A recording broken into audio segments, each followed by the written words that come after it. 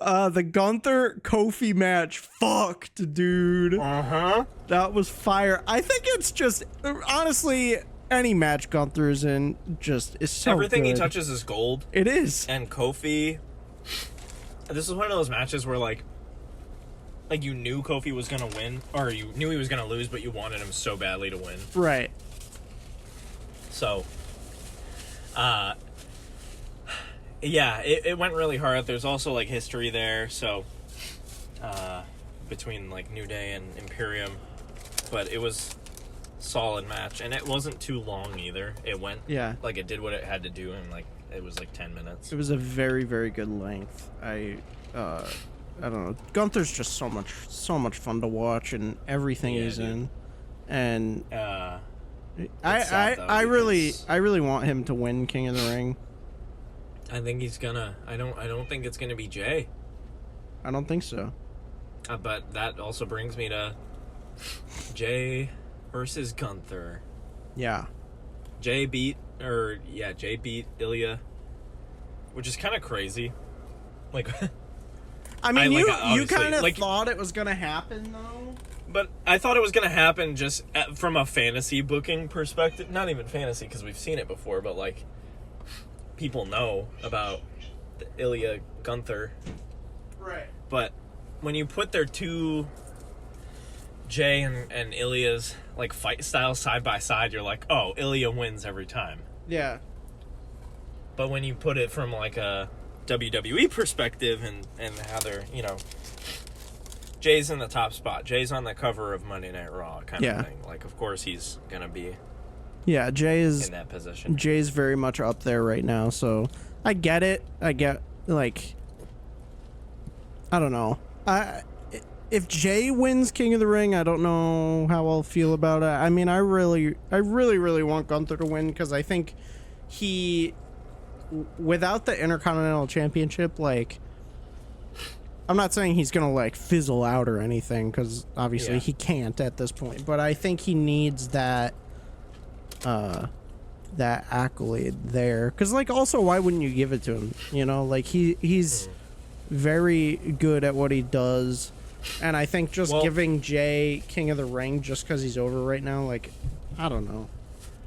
Nah, he doesn't need it. He'd be over without it. Yeah, exactly. I think Gunther would too, but yeah. I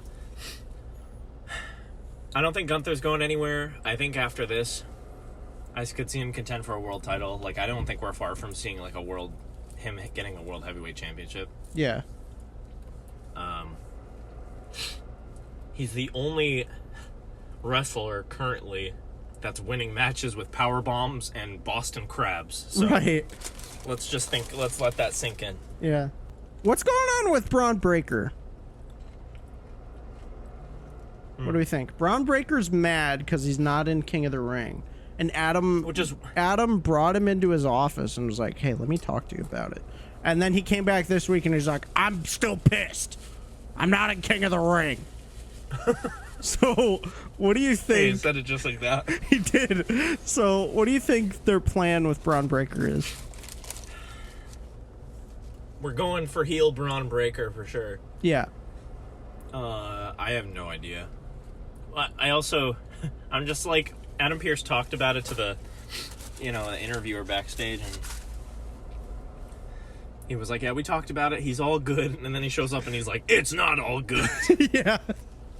So, I don't really know. Do you have any ideas on it? I genuinely don't know. I don't know. He's like, I got big plans for this kid, but like, what are the plans, man? I want to see them.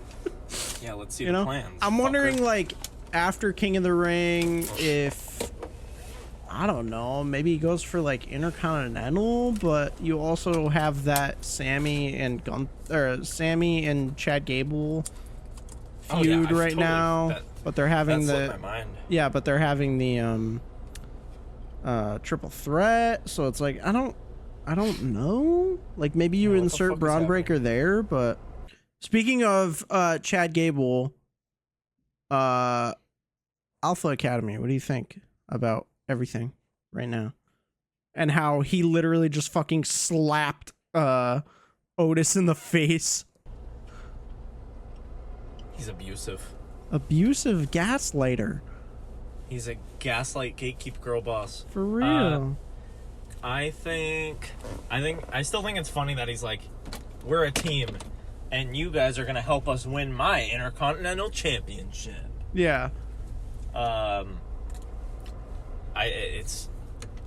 like heel Gable, but if I had booked things my way, I would have had Gable be in the pole position to win at WrestleMania. Mm-hmm. I was mad about Sammy being in it at first, but, like, I'm not mad anymore because that match was so good. Yeah. I don't know if this was the plan all along, but I could imagine this new heel push ends with Chad getting a W, perhaps at this show, at this upcoming... It's at the pay-per-view, yeah? Yeah. I don't know if he's, like, established enough as a heel to win it, but, like, if there were a match to win it in, I think it might be this one, just for the sole fact that it's a triple threat and he can, like, get away with some shady shit. Yeah, we still have one more week, too, so... Yeah, who's to say what'll happen? And then, I don't know why is Bronson Reed in there? He was just like, I'm big. That's it. I'm big. I want Intercontinental. I got brought up from NXT a while ago, and now I want it. I want Intercontinental. I didn't get to wrestle in Perth. Yeah, so pretty much. I want the Intercontinental Championship. Yep. I don't hate Australian people. I just like impersonating them, I promise. Because right now, I know, like, Dakota's technically Kiwi and she's from New Zealand, but, like, I know right now it's looking like we don't like Australians. No, we do. That's why we. I love Australians. I'm serious. I'm, like, not even like projecting right now. I love Australian. They're my favorite accent to do. They're my favorite. I've got Australian friends, so. We'll see where that one ends up. Damian Priest accepting or throwing out a challenge to Drew McIntyre. Yeah, what do you think about that? CM Punk's gonna show up and ruin it for him. Oh, come on. We thought he was gonna be showing up sooner. Well, he might be ready again by Clash at the Castle. Yeah, sounds like. Maybe he shows up at King and Queen of the Ring, right? Ruins their match, and then Clash at the Castle. Whatever happens, he's 100% ruining their match. That's all I know. Yeah. Or, do you think Damian loses this early? Or no? No. I don't think so. No, right. That would I think that would be fucked up. So he's going to ruin their match. It's going to go downhill. And Drew's going to be like, bah! And he's going to lose his shit. And then he's going to challenge the CM Punk Clash at the Castle. He's going to come out with his sword. And he's going to kill CM Punk in the ring. But then CM Punk comes back from the dead. All right. And then, so we're in TNA. We're doing some fantasy style shit. Yeah, and then they have a SummerSlam match, and CM Punk wins. And it's a casket match, and then Drew McIntyre dies. Yeah, forever. I could entertain the idea. I want Damian to hold on to the title, but I could entertain the idea of, like, Punk trying to fuck with him. And then he ends up just winning the championship, but Drew just becomes a transitional champion for Punk. Yeah, that could happen. Maybe not, like, necessarily, like, or, like, not specifically, like, in that way, but, like, yeah, maybe. I don't know. They certainly could pass around the title more, maybe, but then, that would just fucking suck for Damian. That would suck for Damian. That would also suck for that championship, because you know how long it took to, like, make that championship kind of mean something when Seth Rollins had it?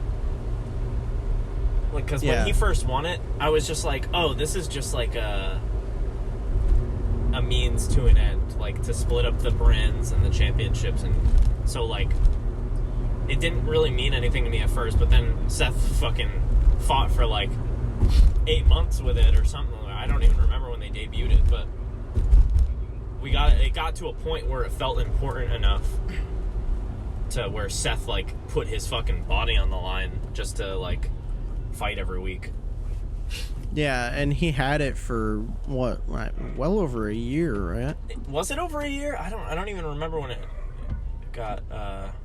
He got it. He got it at Night of Champions. So I don't even know when that was. Night of Champions in Saudi.